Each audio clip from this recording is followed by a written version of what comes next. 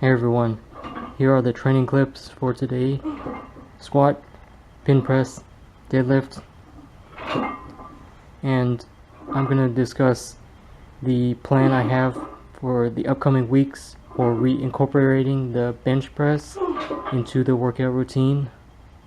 I've given the shoulder injury on the right side enough time to heal, about 3 months, no bench pressing or overhead pressing, and now I feel like it's time to bring the bench press back. The shoulder is in good enough condition. It's probably as close to 100% as it'll ever be, and so that's my indication that it's time to start bench pressing again, because the pain has subsided, the range of motion is pretty much 90%, and it's feeling good.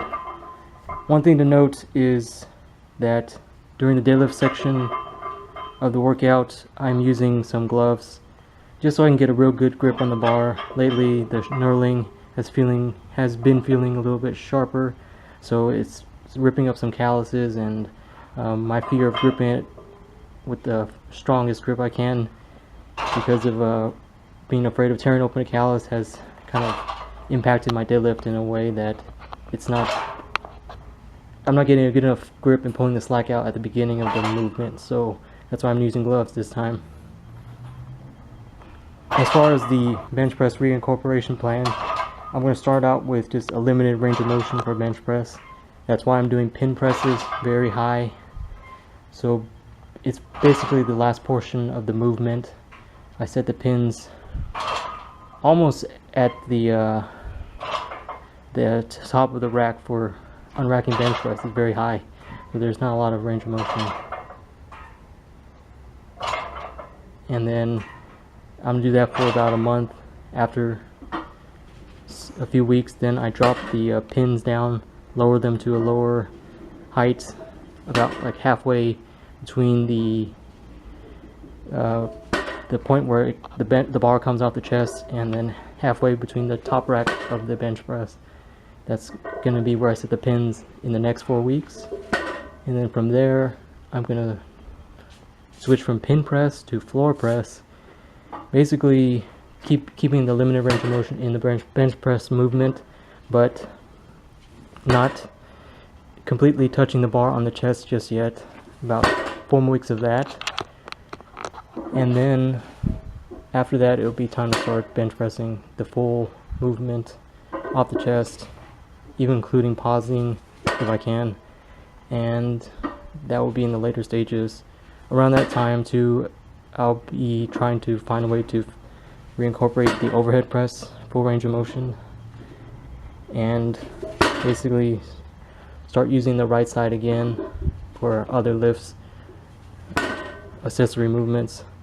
I hadn't been using the right side in the last 4 weeks, except for just when I had to. Pull-ups, deadlifts, squats, use the right side, but as far as single isolation exercises, I haven't really been using the right arm. That's part of the rest I've been giving the shoulder so I can heal from the injury. Now it's time to basically open the entire repertoire back up for lifting exercises, anything that may use single arm or double arm, unilateral, bilateral exercises. Everything is good to go, except the bench press and overhead press. Going to be slowly bringing that back in.